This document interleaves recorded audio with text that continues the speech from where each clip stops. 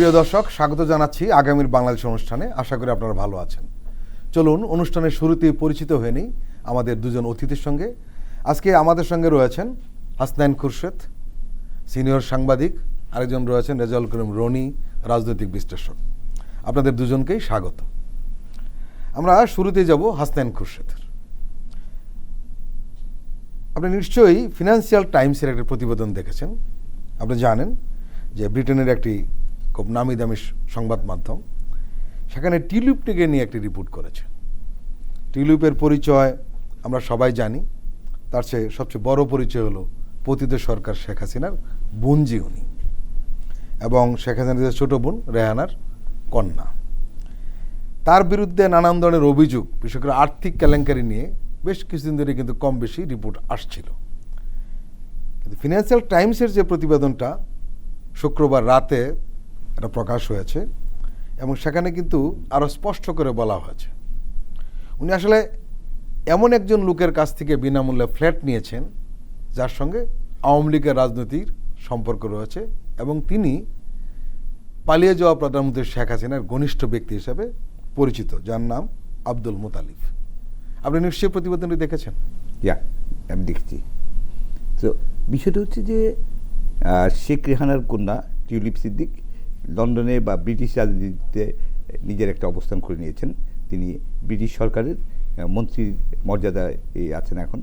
So তার সম্পর্কে যখন রিপোর্ট হচ্ছে, এটা আসলে শুধু বাংলাদেশের ইস্যু থাকছে না, এটা ইউরোপের পুরো ইউরোপ বা পুরো পাশ্চাত্য বিশ্বই আসলে খুব বিস্মিত হচ্ছে যে ব্রিটিশ মন্ত্রীর মর্যাদায় থেকে এই ধরনের দুর্নীতি বা নীতিহীন কাজ কখনোই সাধারণত ঘটে না।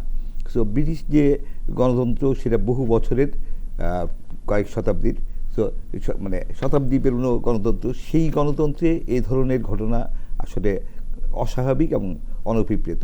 সো যে কারণে এটা শুধু বাংলাদেশের ইস্যু না, এটা বিশ্বের ইস্যু, গ্লোবাল ইস্যু হয়ে উঠছে। এই ঘটনাতেই তার নাম এসছে তা না, বাংলাদেশেও দুর্নীতির জন্য তিনি অলরেডি অভিযুক্ত।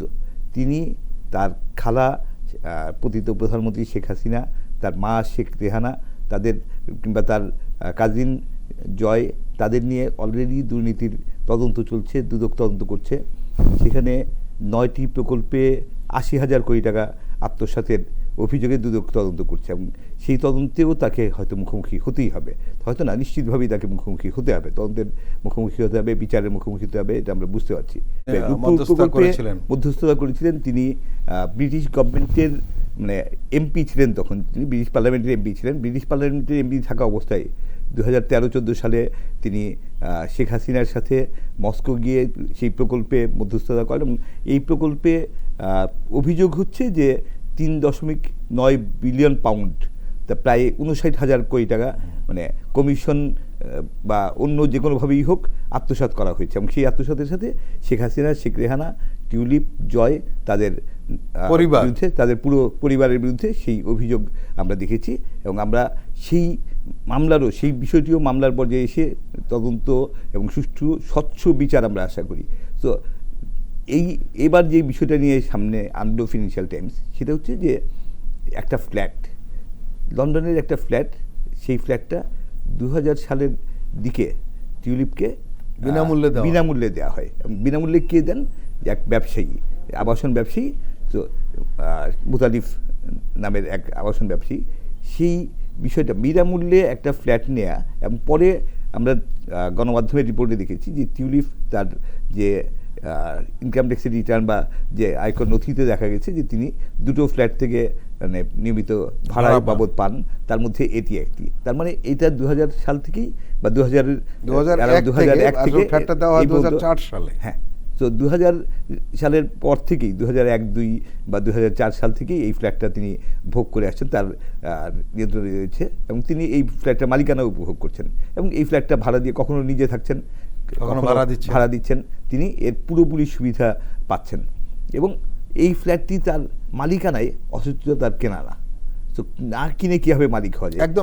একদমই বিনা পয়সায় এই ফ্ল্যাটটি তাকে গিফট করা হয়েছে, এবং যিনি ফ্ল্যাটটি গিফট করেছেন তার সম্পর্কে আমরা এখনও খুব একটা বিস্তারিত জানতে পারিনি, কিন্তু আমরা নিউজে দেখেছি যে তার তিনি যে মোতালিফ সাহেব যে বাড়িতে থাকতেন সে বাড়িতে এখন অন্য একজন ভদ্রলোক থাকেন, যিনি 2014 থেকে 2024 পর্যন্ত 10 বছর বাংলাদেশে আওয়ামী লীগের এমপি ছিলেন।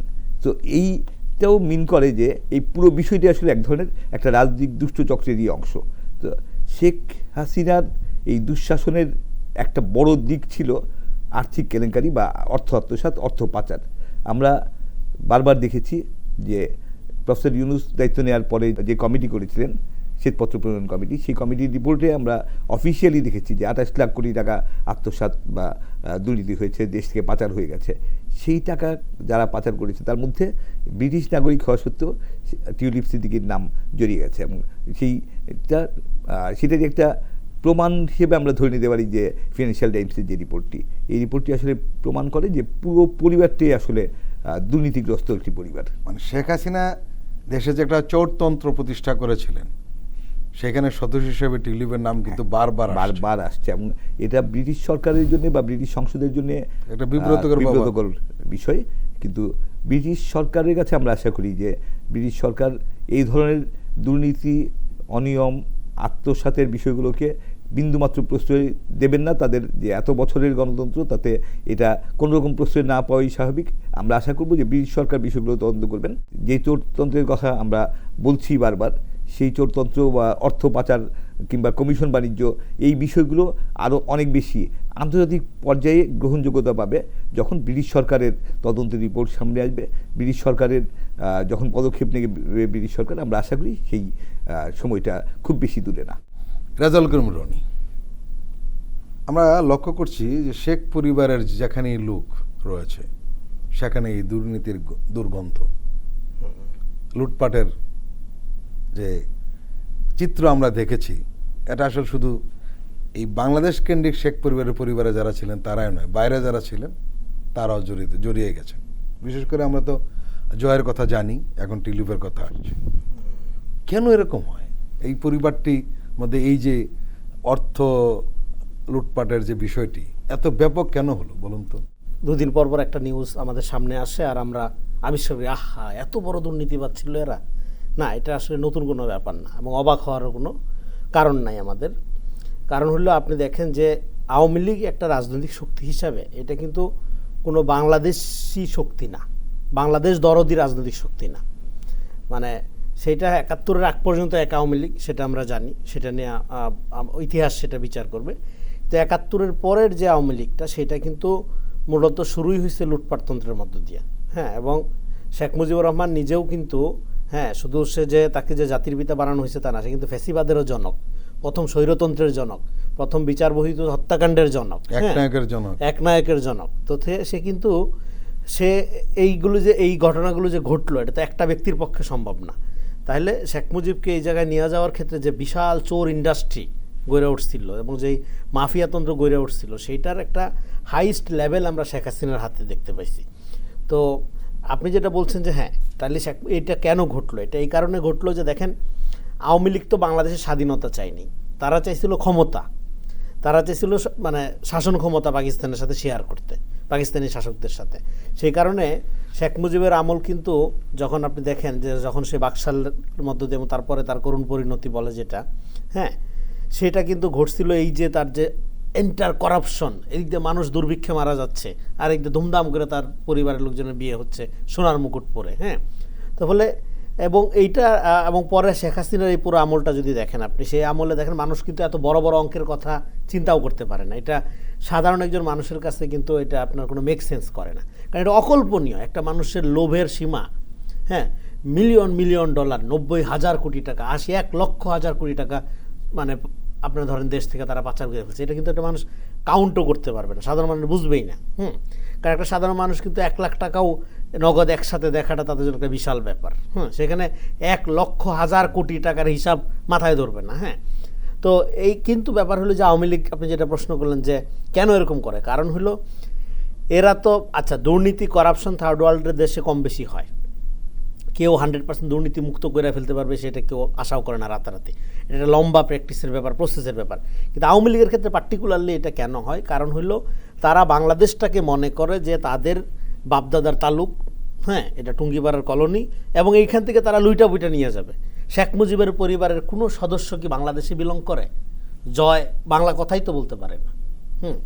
এই পুতুল, তারপর শেখ পরিবারের যে আবার সেকেন্ড থার্ড জেনারেশন যেটা মুজিবের, হ্যাঁ, তার নাতিপুতি যেগুলো, হ্যাঁ, সেগুলো কেউ কিন্তু বাংলাদেশ বিলং করে না। ফলে আওয়ামী লীগের যারা সমর্থক, আমি মনে করি আপনাদের কি এইটা চিন্তা করে কখনো দেখছেন? এই দেখেন, সে পালায়ে চলে গেছে। সে যদি একটা প্রপার ফ্যাসিস্ট হইতো, তাহলে সে তার নেতাকর্মীর জন্য হইলেও থাইকা যেত, তাদের চিন্তা করতো। সে কারো চিন্তা না করে, হ্যাঁ, আল্লাহর রাস্তায় উড়াল মারছে, এবং সব ফ্যামিলির মেম্বারদের নিয়ে। তো এই জন্য সে তার পরিবারের বাইরে আর কিছু বোঝে না। এবং এই পরিবারের আপনার কি বলে যে ভোগ বিলাস এবং টাকা পয়সা এগুলো করার জন্য, এটা জানেন এই রাজা বাচ্চাদের আমল যেরকম ছিল, একদম ঠিক রাজা বাচ্চার মতো।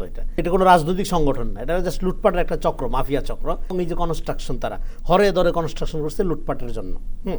একদিকে করতো চুটপাট, আরেকদিকে লুটপাট, এই ছিল তাদের রাজনৈতিক মডেল।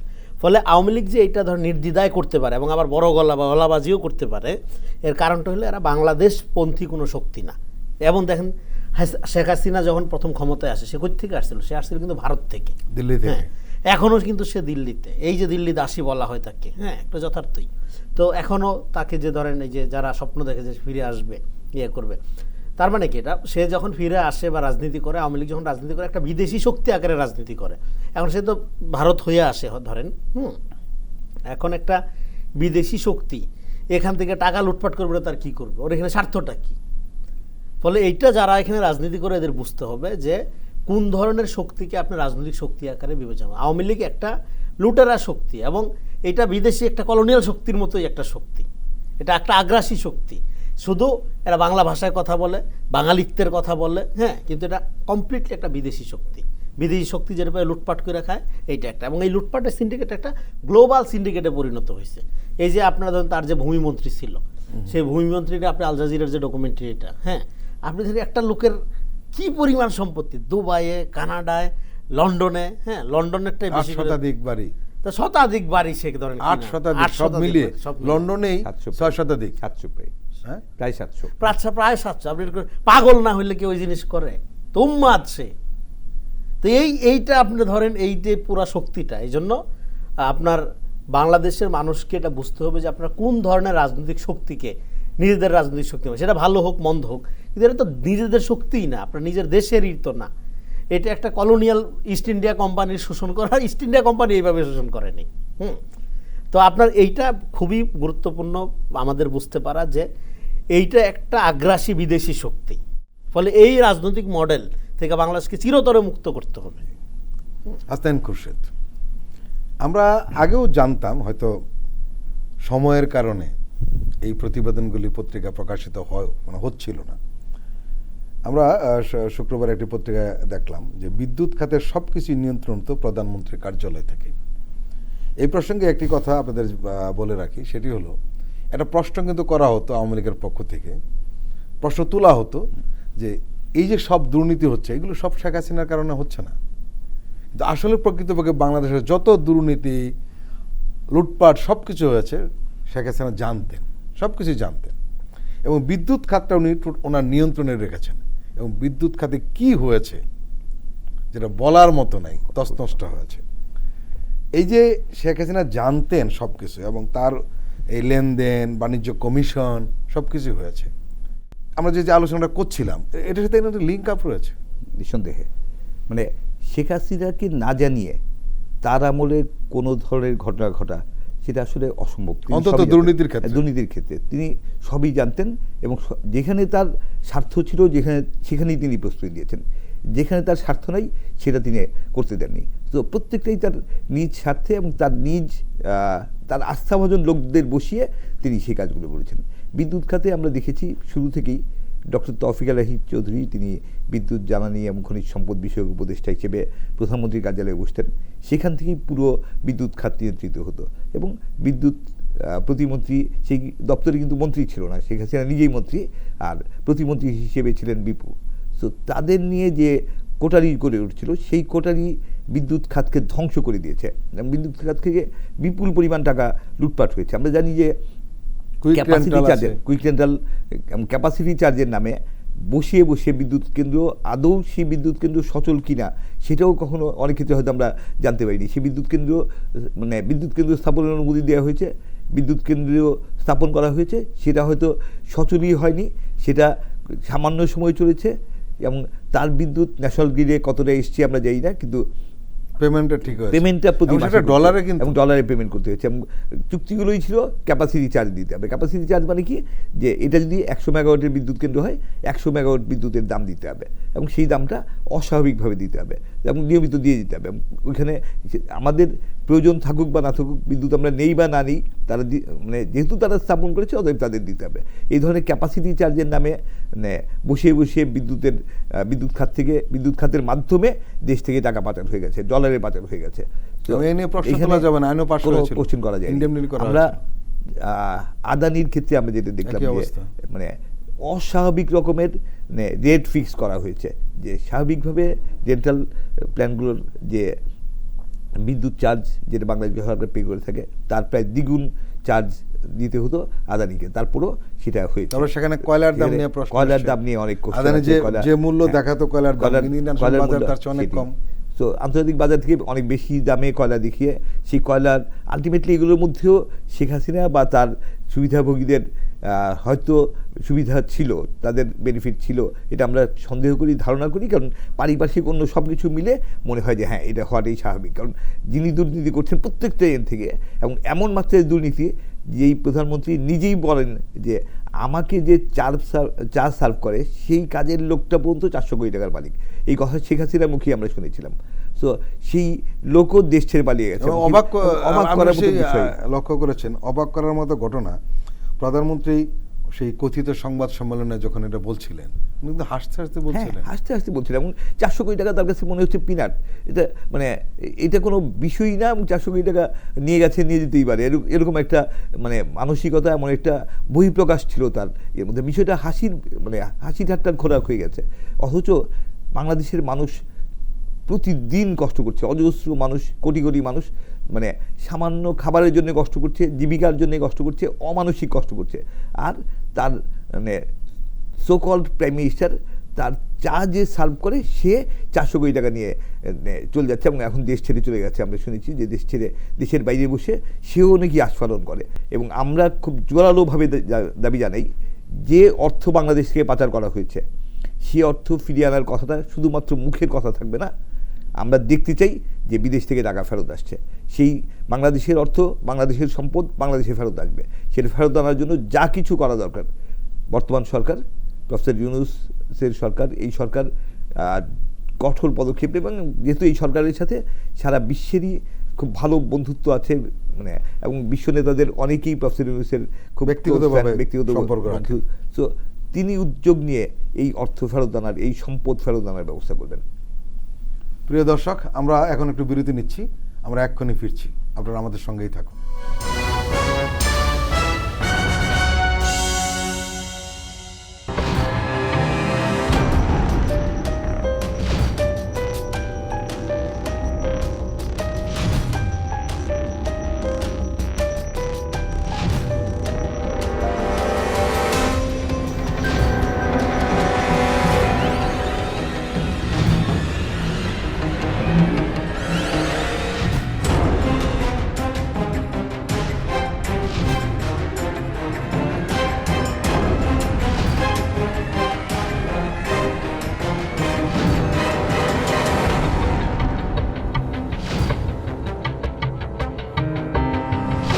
কেমন আছে অর্থনীতি দেখবেন প্রতি সোম ও মঙ্গলবার রাত 10:20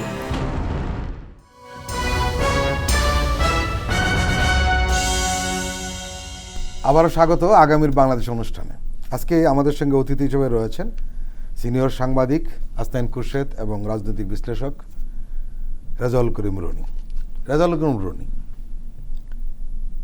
আমরা যে বিষয় নিয়ে কথা বলছিলাম, এবং সরকার কিন্তু চেষ্টা করছে বাইরে থেকে টাকাগুলো ফেরত আনার জন্য, কারণ এত টাকা গিয়েছে যে এই ফেরত না আনলে বিচারের মুখোমুখি করা কঠিন হবে। এবং এটা আমরা মনে করি এটা বিচারেরও অংশ, যে মানুষ দেখুক যে টাকা পাচার করলে নিরাপদ নয়। আমার প্রশ্ন হলো, সরকারকে আদৌ এই কাজটি করতে পারবেন?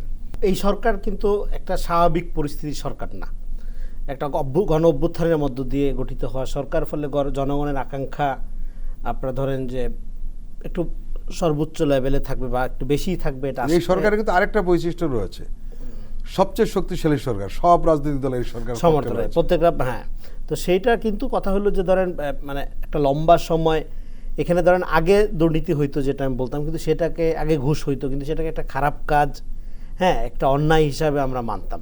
তা আওয়ামী লীগের সময় যেটা হয়েছে, শুধু ফ্যাসিবাদেরই সামাজিকীকরণ হয় নাই, অনৈতিকতা, ঘুষ, দুর্নীতি এগুলো একটা নিয়মের ব্যাপারে পরিণত হয়েছে, এগুলো একটা স্বাভাবিকীকরণ করা হয়েছে। এটাকে মনে করা যায় স্বাভাবিক, হ্যাঁ। সে ঘুষ দিয়া চাকরি নিয়ে ভালো পোস্টে গেছে মানে সফল, সে প্রশ্নপত্র কিনেও ডাক্তার হয়েছে মানে সে সফল।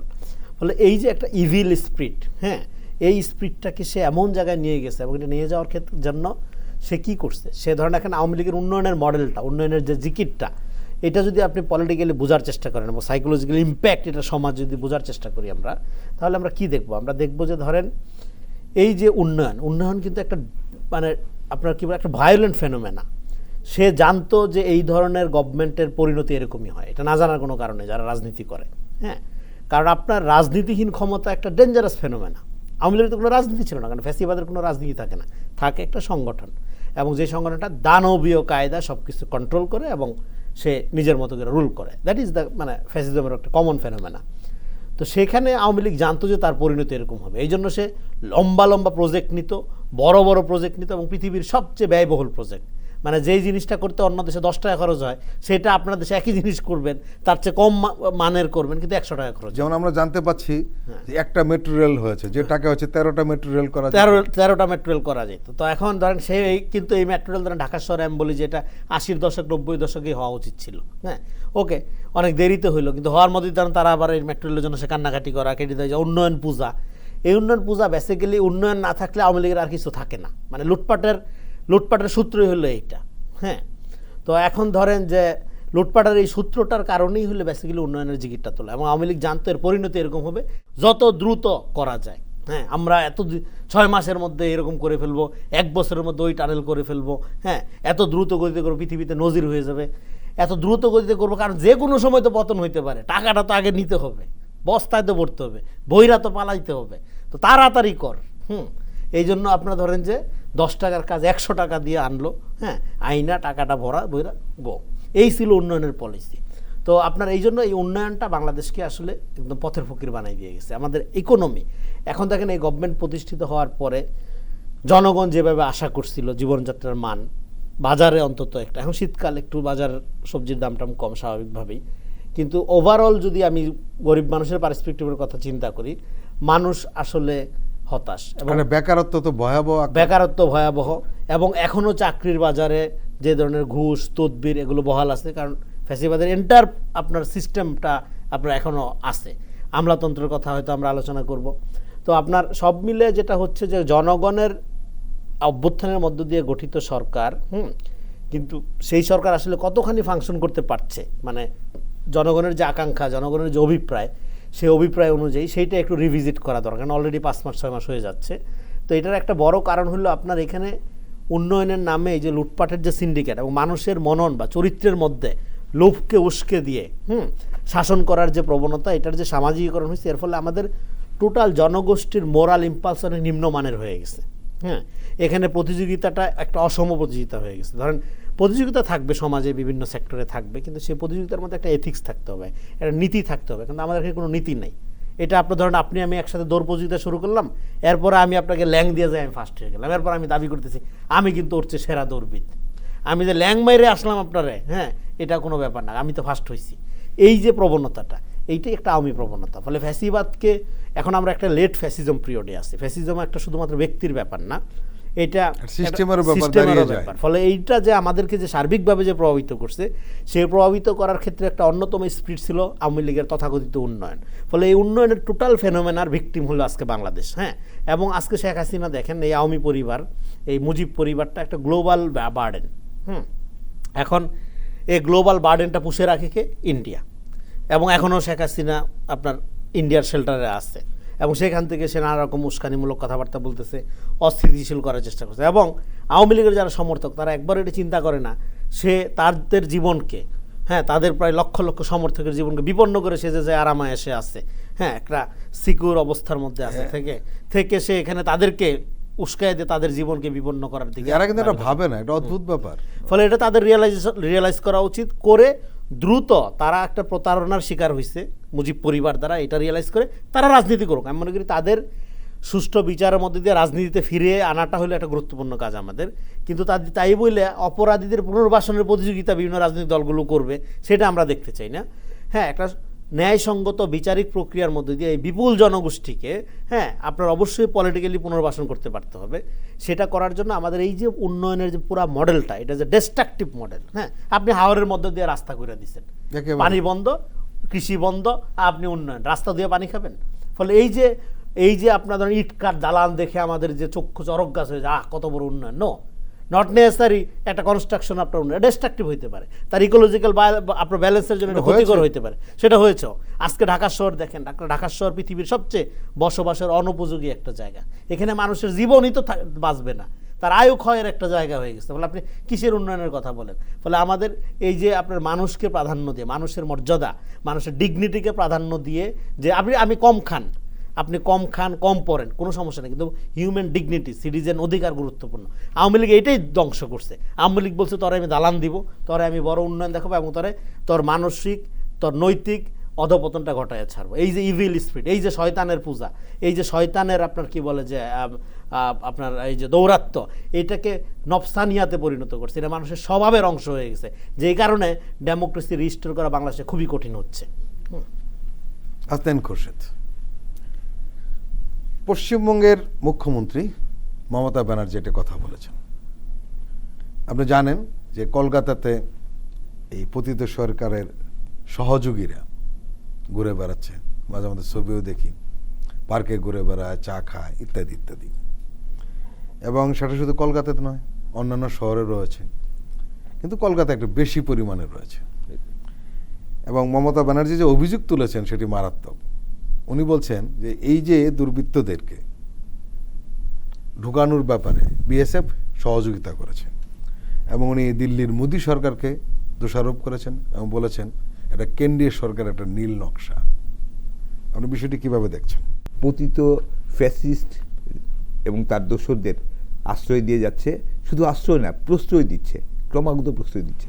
শেখ হাসিনাকে যেমন বিভিন্ন জায়গায় টেলিফোন সংলাপে, টেলিফোনে কথা বলার, সেটা এখন একটু বন্ধ হয়েছে, বিশেষ করে বিক্রম মিস্ত্রি সফরের পরে, কিন্তু সেটা যেমন একটা পার্ট। আরেকটা দিক হচ্ছে যে শেখ হাসিনার দোসর যারা ছিলেন, যাদের বিরুদ্ধে গণহত্যা সহ দুর্নীতি সহ অজস্র অভিযোগ আছে, এবং এইগুলো শুধু অভিযোগ নেই, এগুলো আমরা চাক্ষুষ দেখেছি, আমাদের নিজেদের চোখে দেখা, সারা দেশের মানুষ দেখেছে, সারা পৃথিবী দেখেছে।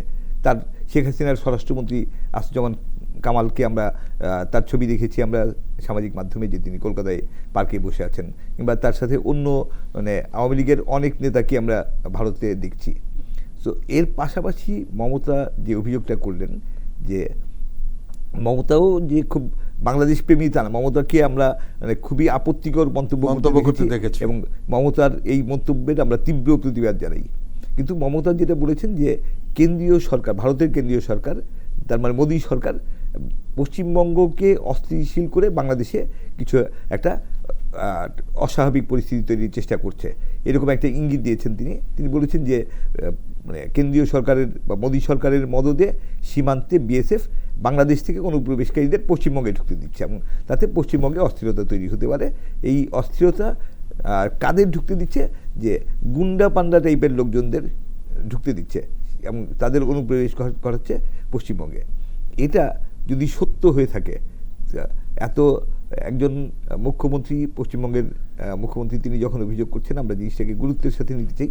এবং এরা কারা? যদি সত্যি বাংলাদেশ থেকে কোনো গুন্ডাপান্ডা ভারতে অনুপ্রবেশ করে থাকে, সেই গুন্ডাপান্ডা কারা এবং তাদের কেন মোদী সরকার অনুপ্রবেশের সুযোগ করে দিচ্ছে, সেই বিষয়গুলো আসলে ভালোভাবে দেখা দরকার এবং জানা দরকার। এবং আমরা আশা করি যে আমাদের পররাষ্ট্র মন্ত্রণালয়ে, আমাদের স্বরাষ্ট্র মন্ত্রণালয়ে, আমাদের বিজিবি যারা সীমান্ত রক্ষার দায়িত্বে, তো তারা বিষয়গুলো গুরুত্বের সাথে নেবেন এবং খোঁজ নেওয়া দরকার কি হচ্ছে। এই পতিত সরকারের সহযোগী বা দূষর কারা রয়েছে? কারণ রয়েছে সেটা যেমন দেখা দরকার, আদৌ বাংলাদেশ থেকে মানে মানুষের অনুপ্রবেশ পশ্চিমবঙ্গে ঘটছে কিনা, এবং এই ধরনের অভিযোগগুলো উদ্দেশ্য প্রণোদিত হয়ে থাকে। তারা আসলে কোন উদ্দেশ্যে মমতা হঠাৎ করে এই কথা বললেন, কিংবা মোদি সরকার আসলে কেন যদি অনুপ্রবেশ ঘটে থাকে কেন এই ধরনের গুন্ডাপান্ডাতে ধরনের লোকজনকে পশ্চিমবঙ্গে অনুপ্রবেশের ব্যবস্থা করে দিচ্ছে, তাদের কি উদ্দেশ্য আছে, সেই বিষয়গুলো খুব গুরুত্বের সাথে দেখা উচিত। কারণ ভারতের সাথে আমাদের এখন যে সম্পর্ক, এবং ভারতের গত 53 বছর ধরেই ভারতের বিভিন্ন সময় ভারতকে আমরা আসলে এক ধরনের বাংলাদেশের প্রতি বিদ্বেষমূলক একটা অবস্থানে দেখেছি, এবং এক ধরনের শত্রুতা বাংলাদেশের গণতন্ত্রকে নস্যাৎ করার সাথে ভারতকে জড়িয়ে যেতে দেখেছি। বাংলাদেশের স্বৈর শাসনকে টিকিয়ে রাখার জন্য ভারতকে সক্রিয় দেখেছি। সো ভারতের গণমাধ্যমের ব্যাপক অপপ্রচার দেখেছি বাংলাদেশ সম্পর্কে, এবং সেটা এখনও চলছে, এখনও দেখছি আমরা। সো এই পরিস্থিতিতে এই ধরনের একটা কথা গুরুত্বের সঙ্গে নিয়ে বিষয়টা দেখা উচিত। রেজাউল করিম রনি, আপনি জানেন সামনে 1-1.5 বছরের মধ্যে 3টি রাজ্যে নির্বাচন হচ্ছে ভারতের। এটা হলো ত্রিপুরা, পশ্চিমবঙ্গ এবং আসাম। সেখানে হিন্দুত্ববাদীর উত্থান ঘটেছে আসামে এবং ত্রিপুরায়। পশ্চিমবঙ্গ তারা অনেক দূর এগিয়েছে, এবং এই যে তাদের স্থানীয় রাজনীতির অংশ হিসাবে কিন্তু এই ধরনের ঘটনা ঘটছে। এবং কেন্দ্রীয় সরকার এই যে আওয়ামী লীগদের আশ্রয় প্রশ্রয় দেওয়ার উদ্দেশ্য কিন্তু এখানে একটা হিন্দুত্ববাদী জাগরণ তোলা, এই কারণে যে বাংলাদেশে তাদের যে মিত্র যারা ছিল তাদের এখন দুরবস্থা। মমতা ব্যানার্জি কিন্তু তার লোকাল পলিটিক্সের কারণে এই ধরনের কথা বলেছেন, কিন্তু মাঝখান থেকে কিছু সত্য বেরিয়ে এসছে যে সেখানে প্রচুর লোক আশ্রয় নিচ্ছে। আপনি গোটা বিষয়টি কিভাবে দেখছেন? ধন্যবাদ। প্রথম কথা হলো, দেখেন প্রথম দিকে যে সেনা সদর থেকে বলা হলো যে 600 লোক আশ্রয় নিচ্ছে আওয়ামী লীগের নেতৃস্থানীয় গুন্ডাপান্ডা যারা, এগুলো তো পলিটিশিয়ানরা বলা যায় না। তো আপনার এদের কোনো খবর আমরা পাইলাম না। এবং ওবায়দুল কাদেরের ব্যাপারে রিপোর্ট এখনও হচ্ছে, উনি অনেক দিন দেশেই ছিলেন, তারপরে সেফলি কীভাবে ইন্ডিয়াতে গেল। এবং খবরে যেটা নর্মাল নিউজে যেটা দেখলাম যে সংখ্যাটা আসলে 600 না, 3000-এর মতো টপ প্রোফাইল নেতাকর্মী আওয়ামী লীগের, তারা মোটামুটি অক্ষত অবস্থায় দেশ ছাড়তে সক্ষম হয়েছে। তাহলে এই পুরা প্রক্রিয়াটা কেন ঘটছে? পুরা প্রক্রিয়াটা ঘটলো যে কারণ এখানে আসলে বাংলাদেশটা তো তখনও আওয়ামী লীগ 3 দিন সরকারই ছিল না, সরকার ছিল না, সেইটা একটা ব্যাপার। হ্যাঁ, কিন্তু গোটা সময়টাই তো আসলে বাংলাদেশটা ইন্ডিয়ার কাছে ইজারা দেওয়া ছিল। তো ফলে এখানে 3000, 6000, 3 লাখ, 10 লাখ যাই হোক, আওয়ামী লীগের লোকজনের জন্য তো আপনার সেফলি এখান থেকে যাওয়াটা খুব একটা কঠিন না। কিন্তু কথা হইলো সেই সময় সেনাবাহিনী এবং সেই সময়ে যারা দায়িত্বে ছিল, হ্যাঁ, তো তারা যে ভূমিকা পালন করছে এইটার ব্যাপারে একটা প্রশ্ন কিন্তু আগামীতে উঠবে। কারণ আপনি দেখেন বাংলাদেশকে আওয়ামী মুক্ত করা অ্যাট দ্য সেম টাইম কিন্তু ইন্ডিয়া মুক্ত করা, ইন্ডিয়ার আগ্রাসন মুক্ত করার সমান, একই কথা দুইটার। এখন এই মমতার এই কথার একটা অন্যতম গুরুত্বপূর্ণ জায়গা হলো যে দেখেন আওয়ামী লীগের এবং মোদী সরকারের সম্পর্কটা অনেকটা হিটলার এবং মুসোলিনির ঐক্যের মতো। এটার যে ক্লাসিক্যাল ফ্যাসিস্ট যে বন্ধু তারা সেই দুই বন্ধুর ঐক্যের মতো। এখানে শুধু জেন্ডারটা আলাদা, একজন নারী একজন পুরুষ, আর ওইখানে দুইজনই পুরুষ ছিল, এছাড়া কোনো আপনার ওইরকম বেসিক তফাৎ নাই ঐক্যের ক্ষেত্রে। তো সেখানে ইন্ডিয়া কিন্তু এখন দেখেন গ্লোবালি সবাই বলা হয় একটা বড় ডেমোক্রেসির দেশ। হ্যাঁ, আসলে ইন্ডিয়া হলো সবচেয়ে বড় মিস ইনফরমেশন ইন্ডাস্ট্রি প্রডিউস করার দেশ, ইন্ডাস্ট্রিয়াল লেভেলে miss information producing country. Rezaul Karim Roni, এটা কিন্তু ইস্টাবলিশড হয়ে গেছে ইন্টারন্যাশনাল। আপনি জানেন গদি মিডিয়া নামে কিন্তু উইকিপিডিয়াতে অলরেডি আছে। এবং মাইক্রোসফটের একটা রিপোর্ট আপনাকে আমি বলি, মাইক্রোসফটের একটা জরিপে আমরা দেখলাম যে পৃথিবীতে 1 নাম্বার আপনার প্রোপাগান্ডা উৎপাদনের আপনার কান্ট্রি হলো ইন্ডিয়া। তো এখন এই প্রোপাগান্ডা সেল কেন এটা করে, তার যে ফরেন পলিসি, সেই ফরেন পলিসির মধ্যে এখনও সে মনে করে বাংলাদেশে সম্পর্ক হলো শুধু তার আওয়ামী লীগের সাথে হইতে হবে, জনগণের সাথে না, রাষ্ট্রের সাথেও না। ফলে আওয়ামী লীগ ক্ষমতায় না থাকাটা তার জন্য নানারকমভাবে অস্বস্তিকর। এই দিক থেকে সে চিন্তা করে আওয়ামী লীগকে সর্বোচ্চভাবে সে পুনর্বাসন করার উদ্যোগ নিচ্ছে। এটা একটা ইন্ডিয়ান প্রকল্প, এবং সেই প্রকল্পে বাংলাদেশের যারা বা যে প্রতিষ্ঠান, যে বাহিনী অংশগ্রহণ করুক না কেন, সেইটা তারা একটা ইন্ডিয়ান অ্যাসাইনমেন্টের পার্ট আকারে করছে পুরা প্রকল্পটা। আওয়ামী পুনর্বাসন বা আওয়ামী লীগ পুনর্বাসন মানে দেশের বাইরে আপনার পুনর্বাসন করতে সহযোগিতা করা। কারণ ইন্ডিয়া এখনও আশা করে ছলে বলে কৌশলে যে কোনো মূল্যে আবার আওয়ামী লীগকে তারা ফিরে আনবে, একটু সময় লাগুক, আবার তাকে তারা পলিটিক্যালি প্রতিষ্ঠিত করে তারপরে তার যে আপনার মনে করেন স্বস্তির নিঃশ্বাস সে ফেলবে। তো সেদিক থেকে আপনার প্রশ্নে যদি সরাসরি উত্তরটা দেই, তো ফলে এখন মোদি সরকার এটা করতেছে, কিন্তু মমতা আমাদের পশ্চিমবঙ্গের সাথে তো আমাদের সীমান্ত অনেক কাছে, দিল্লি তো কাছে না আমাদের। এইটা হওয়ার ফলে বাংলাদেশে যে ধরেন এই যে বাংলাদেশে এখন মোটামুটি সবাই আপনার ভারতের ব্যাপারটাতে পরিষ্কার, এবং আমরা সবাই ভারতকে শত্রু রাষ্ট্রই মনে করি।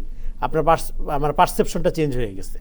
হ্যাঁ, শত্রু রাষ্ট্র মানে যে আমরা যুদ্ধ করতে যাব তা না, আমাদের সম্পর্ক থাকবে, কূটনৈতিক সম্পর্ক থাকবে, চোখে চোখ রেখে কথা হবে, কিন্তু পারসেপশন হলো এই 54 বছরে বাংলাদেশ ভারত সম্পর্কের ইতিহাস হলো পার্টিকুলারলি প্রতারণার ইতিহাস। এবং মমতা সেখানে ভাই ঠিকই বলছে, ডবল রোল প্লে করছে, তিস্তার পানির প্রতিবন্ধক হয়ে দাঁড়াইছে অনেক সময় আমরা দেখছি মমতা নিজে। তো এখন সে যখন এটা বলতেছে, কারণ হইল এখানে সে তো পশ্চিমবঙ্গের সাথে মানে ধর বাংলাদেশে যদি একটা মানে প্রবল এন্টি ইন্ডিয়ান জোয়ার ওঠে, তার ডিরেক্ট ভিকটিম কিন্তু পশ্চিমবঙ্গ হবে, তারপরে দিল্লি হবে। এখন আওয়ামী লীগের নেতাকর্মীদের ব্যাপারে এখানকার মানুষের মনোভাবকে এটা মমতা জানে।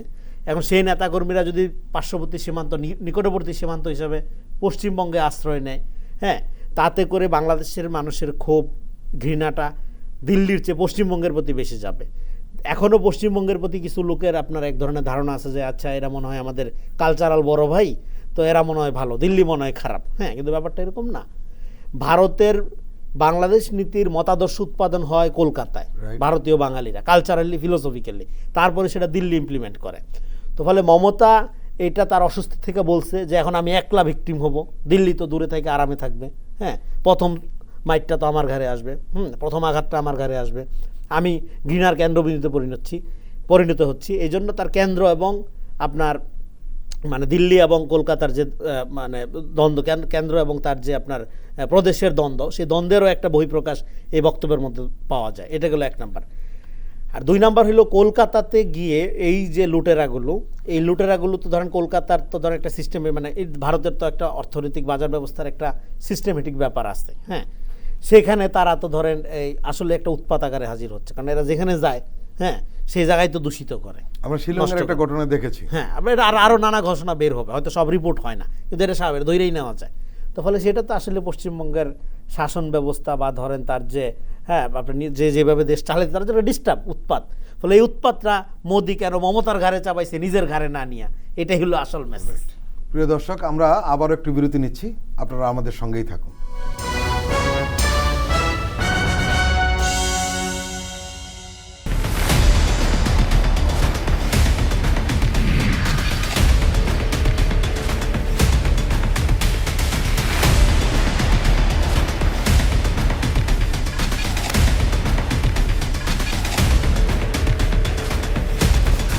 নিপীড়নের স্মৃতি, প্রযোজনা মোহাম্মদ হাসান রিয়াদ ও গোলাম মোর্শেদ। দেখবেন প্রতি শুক্র ও শনিবার সন্ধ্যা 7টায়।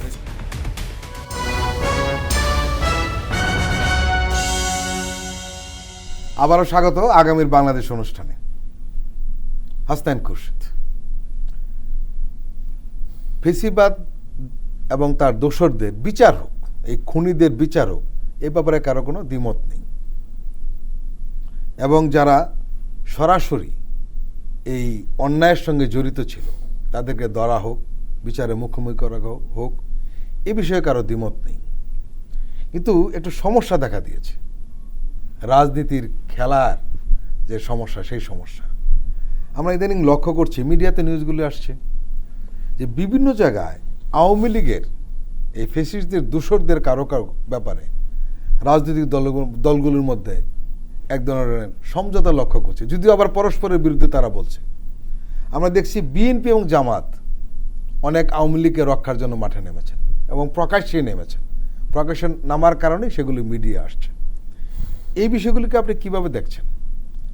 আমি মনে করি যারা আওয়ামী লীগ দল হিসেবে আসলে অপ্রাসঙ্গিক হয়ে গেছে। আওয়ামী লীগ এত হত্যা, এত করাপশন, খুন, এত গুম, এত আয়নাঘর তৈরি করা, এত নির্যাতনের পরে, এত দুর্নীতির পরে আওয়ামী লীগ আসলে সাধারণ মানুষের কাছ থেকে অনেক দূরে এসে রয়েছে এবং সাধারণ মানুষের কাছে গ্রহণযোগ্যতা হারিয়েছে। তো সেইটা হচ্ছে রাজনৈতিকভাবে আওয়ামী লীগ অপ্রাসঙ্গিক হয়ে যাচ্ছে, সামাজিকভাবে আওয়ামী লীগ অপ্রাসঙ্গিক হয়ে গেছে, সেটা এক ধরনের বিষয়। আরেকটা বিষয় হচ্ছে যে আওয়ামী লীগের যারা সরাসরি খুন, গুম, দুর্নীতি বা অপকর্মের সাথে, নানা ধরনের অপকর্মের সাথে জড়িত ছিল, তাদের প্রত্যেকের যথাযথ স্বচ্ছ বিচার আমরা চাই। বিচারের প্রক্রিয়ার ভিতর দিয়ে আইনগতভাবেই তারা শাস্তি পাবেন, এটা আমরা আশা করি। কিন্তু তাদের বিরুদ্ধে আইনানুগ পদক্ষেপ নিতে গেলে যদি তারা বিএনপি বা জামাতের কিংবা শিক্ষার্থীদের কারো প্রশ্রয় পান, তাহলে সেটা দুঃখজনক হবে। এবং সে ধরনের ঘটনা আমরা ঘটতে দেখছি, এবং আমরা পত্রপত্রিকায় মাঝে মধ্যেই দেখছি যে এটা হয়তো কেন্দ্রীয় পর্যায়ে না, কেন্দ্রীয় পর্যায়ে আমরা এমন কিছু দেখিনি, কিন্তু তৃণমূল পর্যায়ে, স্থানীয় বা মফস্বল পর্যায়ে আমরা জেলা শহরে বা উপজেলা শহরে এটা ঘটতে দেখছি। এবং এইটা ঘটাটা যে খুব অস্বাভাবিক আমাদের বাংলাদেশের বাস্তবতায়, সেটাও না। কারণ আওয়ামী লীগ এত লাখ লাখ কোটি টাকা চুরি করেছে, টাকা দিয়ে বাংলাদেশে অনেক কিছু করা যায়। এটা খুব আমরা চাই বা না চাই, আমরা বিশ্বাস করতে চাই বা না চাই, আওয়ামী লীগেরদের কাছে এত টাকা যেটা আসলে কল্পনাই করা যায় না। মানে আমরা হিসেব করে উঠতে পারি না যে 28 লাখ কোটি টাকা মানে কত টাকা। মানে আপনি লক্ষ্য করেছেন যে 1000 কোটি টাকার নিচে কেউ যদি দুর্নীতি করে সেটা আলোচনায় আসছে না। সেটাই, মানে আমরা একজন সাংবাদিকের কথাও দেখলাম যে 600-700 কোটি টাকা, এবং সেটা দেখে আমরা বিস্মিত হচ্ছি। কিন্তু মানে অবস্থাটা এরকম যে 1000 কোটি টাকার কম, সেটাই, সে অযোগ্য লোক। এটা মানে এখানে থেকে এত এই পুরো প্রক্রিয়ার মধ্যে থেকে কি করলো, যদি এতই মানে কেন 1000 কোটি টাকার বেশি না কেন? তো মনে হচ্ছে যে মানে পুরো তথ্য এখনো বের হয়ে আসেনি, আরও বের হয়ে আসলে হয়তো আরও অনেক মানে বের হয়ে আসবে। তো 28 লাখ কোটি টাকা যে আসলে কত টাকা আমরা কল্পনাও করতে পারি না।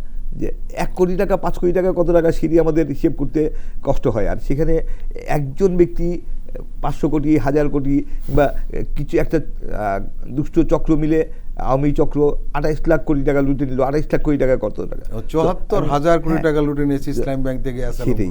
তো সেইখানে তাদের হাতে এত টাকা দিয়ে বাংলাদেশের মানে স্থানীয় পর্যায়ে, কেন্দ্রীয় পর্যায়ে এখন পর্যন্ত হচ্ছে না, আমরা এখন পর্যন্ত কিছু শুনিনি, কিন্তু স্থানীয় পর্যায়ে জেলা বা উপজেলা পর্যায়ের কোনো নেতাকে টাকা দিয়ে ম্যানেজ করে ফেলার যে কালচার বাংলাদেশে, এটা মানে খুব নতুন কিছু না।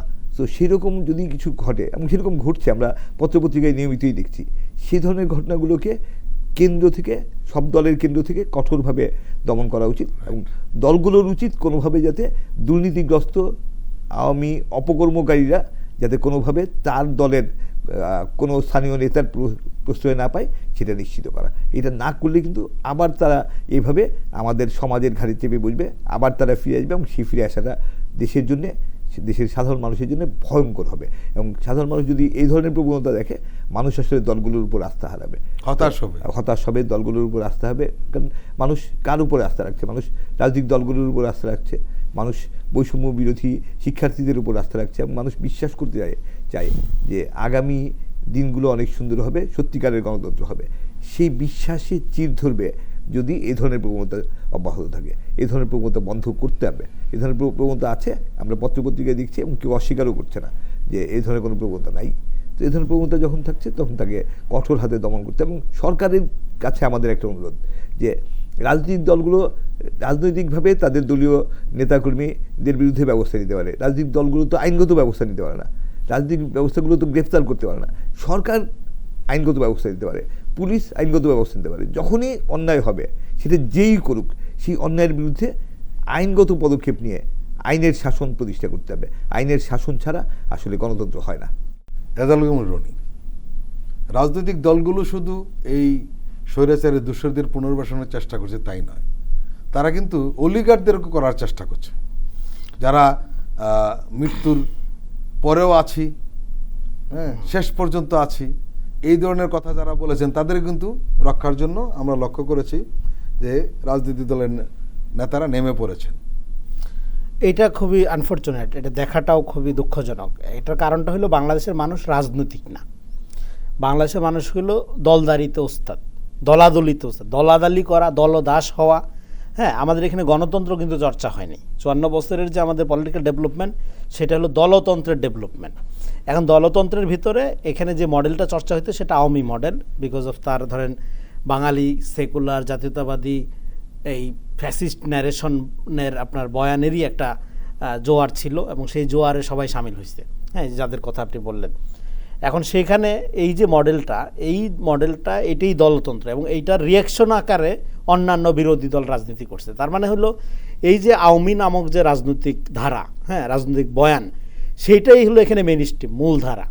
এখন তার প্রধানের ধরেন পদত্যাগ হয়েছে বা পালায়ে গেছে সে, হ্যাঁ, কিন্তু তার তো পুরো সিস্টেমটা এখানে রয়ে গেছে। এখন এই সিস্টেমটাই আপনি যদি রিস্টোর করেন, রিস্টোর করে আপনি যদি মনে করেন যে না এবার তো আমরা নতুন বাংলাদেশ পাবো, আপনি পাবেন না। আম গাছ লাগাইলে আপনি কলার আশা করতে পারেন না। তো এখন দেখেন সংস্কারের কথা আমরা বলতেছি, আমি সংস্কার কথাটা বলি না, আমি বলি পুনর্গঠন। আমাদের পুনর্গঠন, সংস্কারের অভিজ্ঞতা আমাদের আছে, আমরা 111-এ দেখছি, এটা আসলে কিছুই হয় না। তো পুনর্গঠনের জন্য আপনার আসলে প্রথম পদক্ষেপ কী হবে? প্রথম পদক্ষেপ তো হওয়া উচিত যে এই 15 বছর এবং পার্টিকুলারলি আপনার বিশেষ করে এই জুলাই আগস্ট গণহত্যার যে আপনার এটার একটা ন্যায়ানুগ বিচারের প্রক্রিয়া শুরু করা। আপনি এটা যদি করেন তাহলেই তো সমস্ত সংস্কারের আপনার ধরেন যে স্পিরিটটা তৈরি হয়ে যায়। আপনি যখন এটা করবেন তখন আপনার অর্থনৈতিক খাতে যারা অপরাধী তাদেরকে আপনি ধরার মধ্য দিয়ে আপনি অর্থনৈতিক খাত উদ্ধার করেন। আপনি রাজনৈতিক ক্রিমিনাল যেগুলো ছাত্র জনতা এবং বিরোধী মত দলের উপর নিপীড়ন চালাইছে গত 15 বছর ধরে, তাদেরকে আপনি বিচার করেন, রাজনৈতিক অঙ্গন পরিষ্কার হয়ে যায়, রাজনীতি সংস্কার হয়ে যায়। তারপরে আপনি মিডিয়ার দালালদের ধরেন, তথাকথিত সাংবাদিক নামক যে ধরনের কালচারাল গুন্ডাগুলো বাংলাদেশকে এই জায়গায় নিয়ে গেছে এবং ফ্যাসিবাদের পক্ষে মতামত উৎপাদন করছে, টকশোতে চিল্লাইয়া কথা বলছে, মিথ্যার পক্ষে যুক্তি উৎপাদন করছে, আপনি তাদের ধরেন, সাংবাদিকতা কেমন হবে শিক্ষা হয়ে যাবে। তার মানে কি আপনার সংস্কারের প্রধান স্পিরিট অন্যতম গুরুত্বপূর্ণ 1 নম্বর কাজ হওয়া উচিত আওয়ামী লীগের বিচার, ন্যায়ানুগ বিচার। আমি বারবার বলতেছি ন্যায়ানুগ বিচার। সেই বিচার প্রক্রিয়াই হলো দেশ পুনর্গঠন বা সংস্কার যেটাই বলেন আপনার, তার হলো প্রথম মোটু, প্রথম কাজ, প্রথম প্রায়োরিটি হওয়া উচিত। সেটা বাদ দিয়ে আপনি যখন আলাদা আলাদা কমিশন পলিসি করে সংস্কার করেন, আর এদিক দিয়ে যেহেতু দলদাস বা দলতন্ত্রের অধীনে আমাদের এখানকার জনগোষ্ঠী মানুষজন থাকতে পছন্দ করে, ফলে বিএনপি জামাত আপনি যেটা বলতেছেন তারা তাদের সুবিধা মতো যেখানে যে সুবিধা পাবে পুনর্বাসন করা।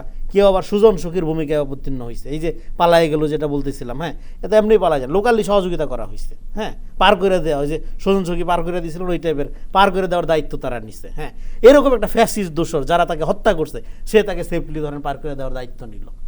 বিরোধী দলের নেতাকর্মীরাই তারা, বিভিন্ন দলের। নিউজে দেখতেছি আপনার গাজীপুর জয়দেবপুরের 2 নং ওয়ার্ডের আপনার আওয়ামী লীগের সভাপতিকে মুক্ত করার জন্য জামাত মিছিল নিয়ে গেছে থানায়। আপনি চিন্তা করেন যে জামাত শিবির ট্যাগ দিয়ে হত্যা করাটা একটা ন্যাচারাল ব্যাপার বানাই ফেলছে যে দল, সেই দলের নেতাকে সারানোর জন্য সেই আপনার জামাতের নেতা কর্মীরা আপনার মিছিল নিয়ে থানায় যেয়ে হাজির হচ্ছে। তাহলে আপনি মোরাল ইম্পালস যেটার কথা আমরা বলতেছি এটা তো টোটালি ভেঙে পড়ছে। আপনি যদি আপনার নীতিগত অবস্থানে ঠিক না থেকে একটা সাময়িক সুবিধার জন্য, বিশেষ করে অর্থনৈতিক সুবিধা বা এলাকায় প্রভাব বিস্তারের সুবিধার জন্য আপনি আওয়ামী অলিগার্ক বা আওয়ামী লীগের মতো একটা শক্তিকে যদি আপনি সহযোগিতা করার বা ধরেন এটাকে নর্মালাইজ করার বা বিচার থেকে রক্ষা করার দায়িত্ব নেন, আমি মনে করি আওয়ামী লীগ যতটা অপরাধ করছে আপনি সমান অপরাধী হইলেন। তো সেইটা একটা খুবই আনফর্চুনেট ঘটনা। তার মানে কি রাজনৈতিকভাবে আমরা এখনও আওয়ামী মডেল থেকে মুক্ত হচ্ছি না। আপনি এটা বিএনপির নামে করেন, জামাতের নামে করেন, বা অন্য কোনো বাম দলের নামে করেন, আপনি আসলে আওয়ামী লীগের রাজনীতি করতেছেন। এই জন্য আমি বলতেছি আমরা একটা আওয়ামীময় অবস্থার মধ্যে আছি। এই অবস্থা থেকে 1 নম্বর কাজ হবে আমাদের, আমি মনে করি যে সমস্ত রাজনৈতিক দল এবং সরকার এবং অভ্যুত্থানের যারা আছে এদের, এই যে ধরেন কালেকটিভ একটা অভ্যুত্থান হলো, জেনজি জেনারেশন জীবন দিল, সে কিন্তু রাষ্ট্র ক্ষমতায় যাওয়ার জন্য জীবন দেয় নাই, সে দিছে একটা ইনসাফপূর্ণ। এবং এই অভ্যুত্থানটাকে এটা একটা নীতির অভ্যুত্থান হয়েছে। এটা ধরেন ব্রাকের যে ছেলেটার নামছে ও কিন্তু বিসিএসের পরীক্ষাও দিবে না। ও কেন নামছে? যে ছাত্রদের হত্যা করা হচ্ছে, পাখির মতো গুলি করে কিশোরীদের হত্যা করা হচ্ছে, এটা অন্যায়। এই অন্যায়ের বিরুদ্ধে তার যে মোরাল, তার যে নৈতিক জাগরণ, সেই নৈতিক জাগরণের জন্য সে জীবন দিতে গেছে। এখন সেই নৈতিক জাগরণের জন্য জীবন দেওয়ার পরে আপনি একটা নাগরিক ভিত্তিক নীতিগতভাবে ভ্যালু বেসড, যেটা আমরা বলি ভ্যালু বেসড একটা রাষ্ট্র, মূল্যবোধ সমৃদ্ধ একটা রাষ্ট্র গঠন করার বদলে আপনি এখন আওয়ামী পুনর্বাসন করবেন। আওয়ামী ব্যবসায়ীদের ব্যবসাদারি দখল কিভাবে করা যায়, চাচা তোমারই দেবো 40%, 60% আমার থাকবে, অসুবিধা নাই, আমি দেখতেছি বাকিটা, এই নীতিতে যাবেন আপনি। লোকাল নেতাদেরকে আপনি ঠিক আছে তোমার টাকা পয়সাটা আমার হেফাজতে রাখো, আমি এখন তোমাকে শেল্টার দিব, অসুবিধা নেই, এই নীতির মধ্যে যখন যাবেন আপনি, তখন সমাজে এই যে কালেকটিভ অভ্যুত্থানটা হলো, এই যে মোরাল জাগরণটা আমরা দেখলাম, এটা ক্ষতিগ্রস্ত হয়। তখন বাংলাদেশ রাষ্ট্র আপনি আর গঠন করতে পারবেন না, দলতন্ত্রের খপ্পরে পড়বে। ফলে এই যে আপনার নৈতিক জাগরণটা হইলো, এই ইয়াং জেনারেশন, জেনজি জেনারেশন, এরা কিন্তু আবার আপনাকে কাঠগড়ায় দাঁড়া করাবে। এবং এই যে সেকেন্ড আপরাইজিং যেটা হবে, আপনি যে এই ঘটনা ঘটাইতে থাকেন, আপনিও যদি আওয়ামী লীগের আচরণ করেন, আপনার পরিণত আওয়ামী লীগের মতো হবে। কারণ যে অভ্যুত্থানটা হয়েছে এইটার জন্য কিন্তু কোনো রাজনৈতিক দলের লোকজন এখানে ছিল, সবাই নেতৃত্বটা কিন্তু জননেতৃত্বের মধ্য দিয়ে গড়ে উঠছে, ছাত্র জনতার নেতৃত্ব আমরা বলতেছি। হ্যাঁ, ডেফিনেটলি এইটা রাজনৈতিক দলগুলো, বিরোধী দল যারা ছিল সবাই, হ্যাঁ, প্রাণপণ লড়াই করে ফেসিবাদ কুৎখাত করছে।